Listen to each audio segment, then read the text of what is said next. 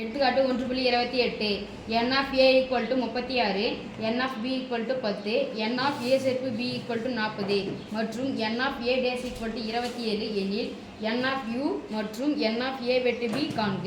Okay sir, கணக்கு புரிஞ்சிடுச்சா? புரியலையா? இவ்வளோ சோகம் புரிஞ்சிடுச்சா?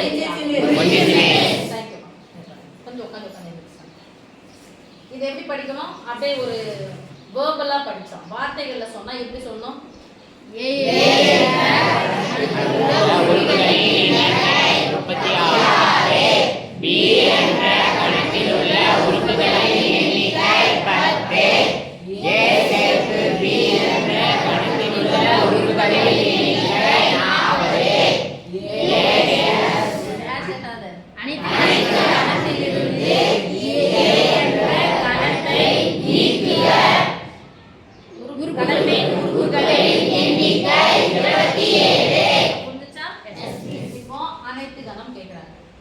அனைத்து கணம் சொன்னது இங்க தான் சொன்னீங்க. நீங்க வார்த்தைகளா சொன்னது டேஷ்னாவே அனைத்து கணத்திலிருந்து ஏவை நீக்குக.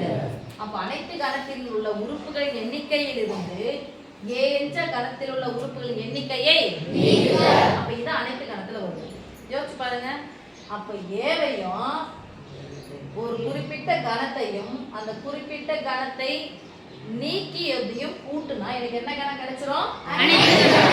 அண்டர்ஸ்டாண்ட்? Yes please. சம் சொல்றது புரியுதா? Yes please. அப்ப அனைத்து கணம் வேணும்னா n of a வையும் n of a dash என்ன பண்ணிக்கணும்? கூட்டிக்கணும். சப்போஸ் இங்க n of b dash னு கூட்டினா எதை கூட்டுவீங்க? n of b ஐயும் n of b dash ஐயும் என்ன பண்ணிக்கணும்? கூட்டிக்கணும். ஃபார்முலா சொல்லுங்க. n of u = n of e = n of a plus n of a dash = n of a னுடைய மதிப்பு என்னது? 36 plus n of a dash 27 = 30 20 சேர்த்தா 50 57 57 கூட 6 கூட்டினா 63. அப்போ 63 இதுக்கு ஒரு மார்க். ஓகே? அடுத்து என்ன கேக்குறாங்க? n of a வெட்டு b. a வெட்டு b என்னது? a க்கும் பொதுவானது உள்ள உறுப்புகளின் எண்ணிக்கை. அப்ப ஃபார்முலா என்ன சொல்லுங்க? எப்படி மிஸ் பொதுவானது கிடைக்கும்னா உங்களுக்கு ஃபர்ஸ்ட் கணக்குல பாத்தீங்க.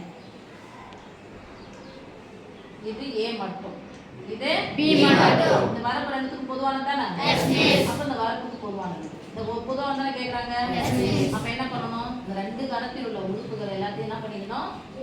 சேர்த்து எதை கழிக்கணும்? பொதுவானதை கழிக்கணும். வரப்பா? Yes miss. அப்போ எனக்கு பொதுவானது தான் வேணும்னா எதை கழிக்க போறோம்? சேர்த்ததை கழிக்க போறோம். இல்லனா சேர்த்தத வந்து எதை கழிக்க போறோம்? ஏவையும் பியும் கழிக்க போறோம். ஓகே? Yes miss. அப்ப ஃபார்முலா சொல்லலாமா? Yes miss. சொல்லுங்க. n of a வெட்டு b = n of a வெட்டு b = கூட்டிக்கோங்க. n of a plus n of b minus